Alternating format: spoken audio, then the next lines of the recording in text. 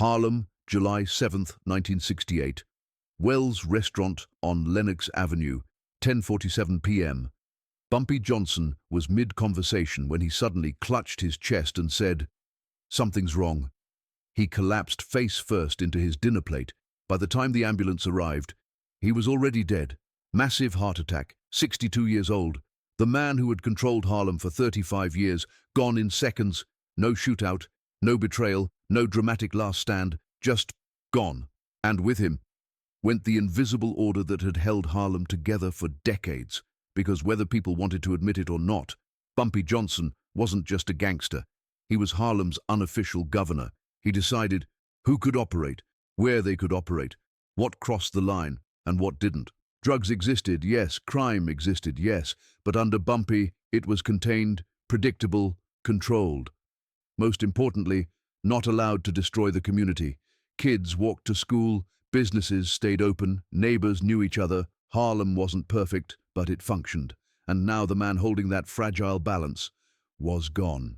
6 days later, Mount Olivet Baptist Church overflowed with over 2,000 mourners, police everywhere, 50 uniformed officers, plainclothes detectives on rooftops, photographers documenting faces.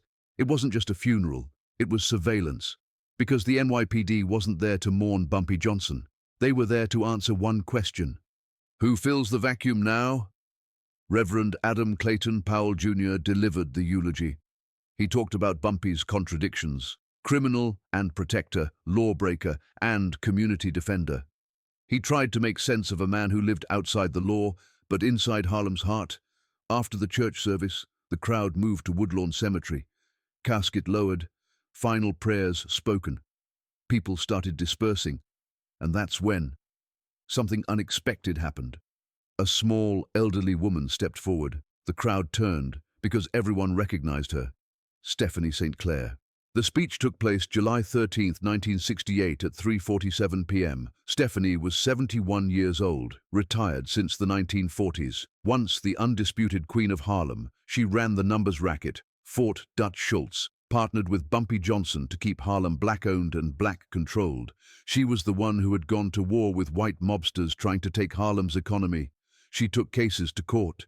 She spoke to newspapers. She exposed corruption. She didn't just survive, she dominated. And for decades after retirement, she lived quietly, protected by Bumpy, safe, invisible, until now. Now he was gone. And suddenly, she had something to say. She stood at the graveside. 2,000 people watched, waiting. She began, voice strong despite her age.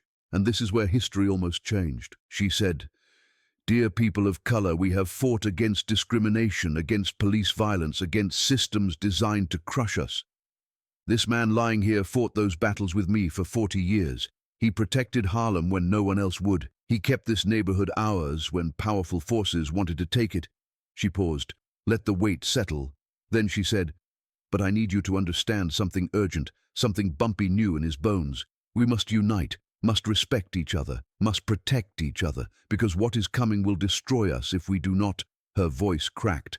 Dr. Martin Luther King Jr. was murdered 2 months ago, shot down for demanding our humanity. They killed him anyway, and now Bumpy is gone. The man who preached protection, different methods, same goal, both dead within months. Then she looked across the crowd, held eye contact, held attention, and said, "I am 71 years old. I fought battles you will never know. Maybe next year I will join Bumpy in this ground, but before I go, hear me clearly. Young black people, educate yourselves, fight corruption with intelligence and organization, not just violence. Do not let anyone disrespect you because of your skin color. Stand tall, demand dignity, demand equality." Her voice rose, urgent, desperate. Prove to America that black lives are equal, not by begging.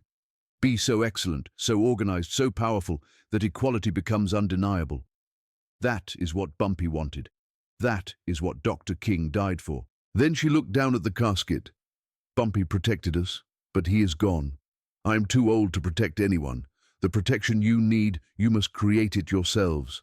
Through education, through unity, through refusing to accept degradation." Final words, barely a whisper, but somehow carrying, unite. Respect each other, protect each other, educate yourselves, Fight corruption. Demand dignity. That is Bumpy's legacy. That is what I am begging you to do before I join him here." She placed a flower on the casket and walked away through the silent crowd. Behind her, 1,000 people nodded, agreed, felt moved, but almost none of them understood what she was really saying. Because Stephanie wasn't giving a speech, she was screaming a warning, wrapped in eloquent words. She was saying, "Bumpy's protection is gone. What comes next will destroy you unless you organize now. The drugs coming will devastate this community. The violence will make Bumpy's era look peaceful. Unite immediately, or everything we built will collapse." But the crowd didn't hear that. They heard, "Yes, we should be educated. Yes, we should respect each other. Yes, unity sounds good." And then they went home, made no changes, took no action, missed the urgency completely. Maybe 50 people out of 2,000 understood. They tried to organize, tried to create community protection systems. But they were overwhelmed. Too few, too late. Too much power working against them. And within months, Stephanie's warning began coming true. The collapse she had predicted, the destruction she had begged them to prevent, all starting to unfold. Harlem's fragile balance, the one Bumpy had maintained for decades, began to crumble.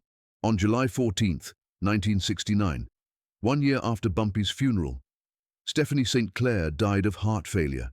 She died peacefully in her sleep, as if her body knew there was nothing left to fight for. With her death, the last connection to Bumpy's era vanished. She was the last voice with moral authority to warn what was coming, the last person who remembered why community protection mattered, and everything she warned about started happening, immediately, violently, relentlessly. From 1968 to 1970, Harlem entered chaos. For 35 years, Bumpy had been the stabilizer. He set boundaries, enforced rules, maintained order through a mix of fear, respect, and responsibility. He wasn't perfect. His system was paternalistic. It limited democracy, created dependency. But it worked. Under Bumpy, Harlem stayed black-controlled. Drugs existed, but were managed. Violence was controlled. The community functioned. When he died, that structure collapsed instantly. A new generation took over. Frank Lucas, Leroy, Nicky Barnes, and the Harlem Council, 7 major dealers who divided Harlem between them. They grew up admiring Bumpy, but they learned the wrong lessons. They saw his power, but missed his responsibility. They wanted wealth, status, visibility, not community stability. Frank Lucas flooded Harlem with heroin from Southeast Asia. His Blue Magic brand was stronger, cheaper, purer, and more addictive than anything before it. He made millions, built mansions, while Harlem drowned in addiction. Barnes and the council ruled through terror. Public executions, bodies left in the streets, shootouts killing bystanders. Bumpy ruled through respect. They ruled through fear. And worst of all, they didn't care about Harlem, not the people, not the families, not the children. Bumpy had run soup kitchens during the Depression, made sure kids walked to school safely, protected black businesses from takeover. He understood something crucial. If your wealth comes from the community, you owe the community protection. Lucas and Barnes understood only profit. They extracted wealth, destroyed lives, created nothing, protected no one. Purely predatory. Capitalism without conscience, power without responsibility. And the results were catastrophic. The numbers tell the story. In 1968, there were an estimated 25,000 heroin addicts in New York City. By 1970, over 100,000. By 1973, more than 200,000. Harlem took the hardest hit. Neighborhoods that had been stable working-class communities became open-air drug markets within months. In 1969, emergency room visits for heroin overdose in Harlem increased 300% from the previous year. From 1970 to 1973, Harlem's infant mortality rate spiked to 32.2 per 1,000 births, double the national average, driven largely by maternal addiction. Property crime exploded. From 1968 to 1972, burglary rates in central Harlem increased 175%. Robbery more than doubled. Addicts were stealing to feed habits costing $100 to $200 per day. Families collapsed. Children lost parents, grandparents raised grandchildren, entire blocks became uninhabitable, abandoned buildings filled with addicts. This wasn't gradual decline. This was sudden, catastrophic collapse. Within 5 years of Bumpy Johnson's death, Harlem went from a proud working-class black community to what newspapers called a war zone. In 1973, Governor Nelson Rockefeller responded with the harshest anti-drug laws in American history: mandatory minimums, life sentences for selling 2 ounces of heroin, 15 years for possession. The laws were designed to stop kingpins like Frank Lucas and Nicky Barnes. They failed completely. Lucas wasn't arrested until 1975, Barnes until 1977. Both federally, not under Rockefeller's state laws. The big operators were too wealthy, too protected, too insulated. Instead, the laws caught low-level dealers, users selling to support their habits. Young black men already crushed by addiction and poverty. The prison numbers tell the story. In 1973, New York State prison population, 2,500. By 1980, 21,000. By 1990, 54,000. By 2000, 71,000. Black men were 47% of New York State's prison population, despite being only 9% of the population. In Harlem specifically, by 1985, over 35% of black men aged 18 to 35 had criminal records. The collapse from 1968 to 1973 caused damage. Black communities still haven't recovered from 50 years later. Economic destruction. Between 1970 and 1980, Harlem lost 40% of its businesses. Buildings were abandoned, property values collapsed, wealth evaporated. The black middle class fled to the suburbs. Those who remained were trapped in communities with no economic base. Educational collapse. High school graduation rates in central Harlem dropped from 65% in 1968 to 45% by 1975. Schools were overwhelmed. Students dealing with trauma, addiction in their families, violence outside their doors. College attendance plummeted. Family structure. Single-parent households in Harlem increased from 28% in 1968 to 58% by 1980, not because of culture, not because of values, but because fathers were dead, in prison, or consumed by addiction. Health crisis.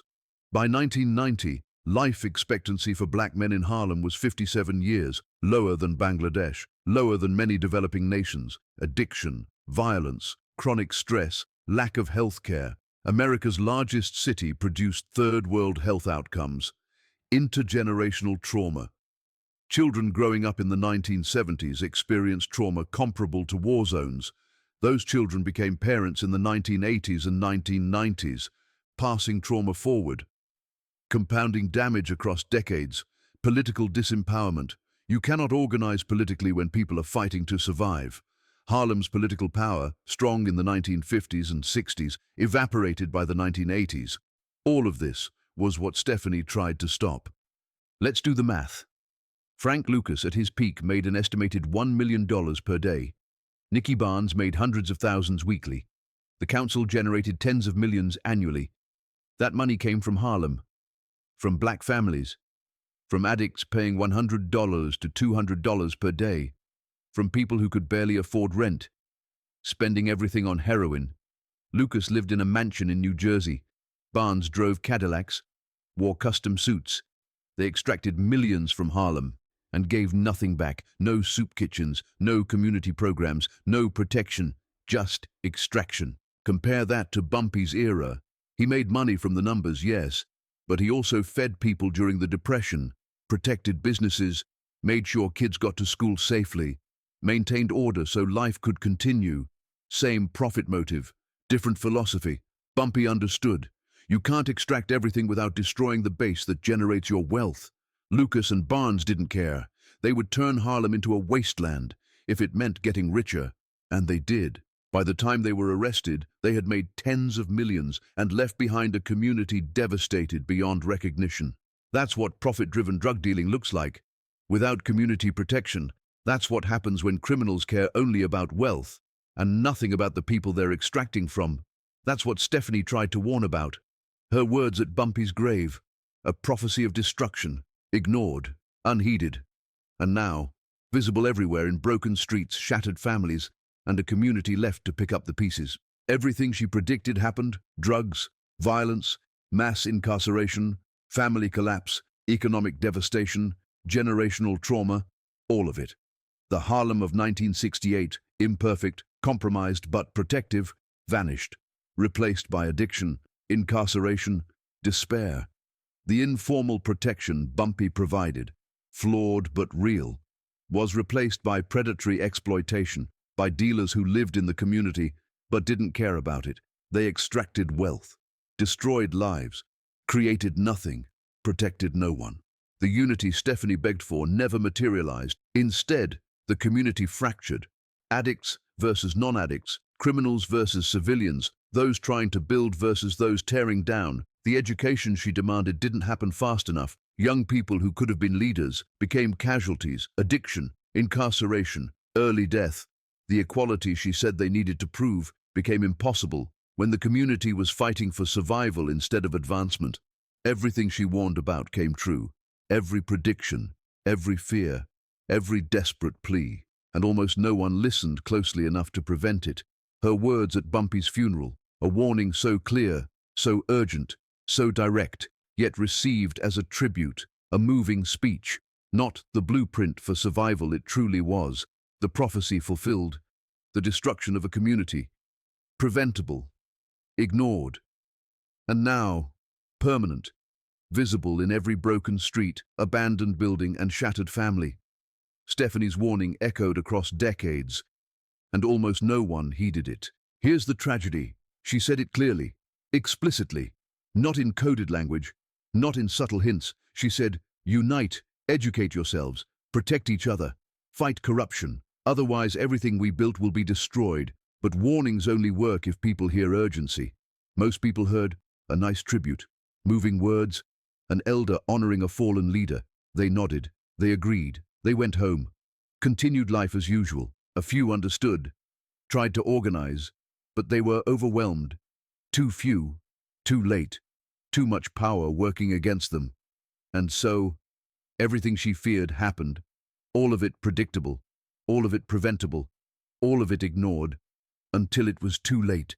Stephanie St. Clair had given Harlem a blueprint to survive, but the warning was lost in admiration, lost in politeness, lost in misunderstanding, and the consequences were catastrophic. The collapse she predicted came exactly as she said it would. That was July 1968, the day Bumpy Johnson was buried, the day Stephanie St. Clair delivered the most important speech of her life, the day she tried to save a community by warning them what was coming, and the day almost everyone failed to listen. What Stephanie St. Clair said at Bumpy Johnson's funeral should have changed the fate of black people forever, should have united them against the destruction she predicted, should have organized them to protect themselves when their protector was gone. Instead, it became a footnote, a moving speech remembered for eloquence, not for warning, a prophecy ignored, until every word came true. That's the real tragedy. Not that Bumpy died, not that Stephanie died, but that they tried to warn everyone what was coming, tried to prepare the community to survive without them, tried to pass on knowledge, urgency, responsibility, and almost everyone heard the words, but missed the message. By the time people understood, it was too late. The damage was done. The community was broken. The destruction was complete. And Stephanie's desperate plea, unite, educate, protect each other, echoed across decades. As the warning no one heeded, the wisdom no one followed, the last chance that slipped away, while everyone nodded, agreed, and did nothing. Her words now live as history's warning, a cautionary tale about power, responsibility, and the cost of not listening.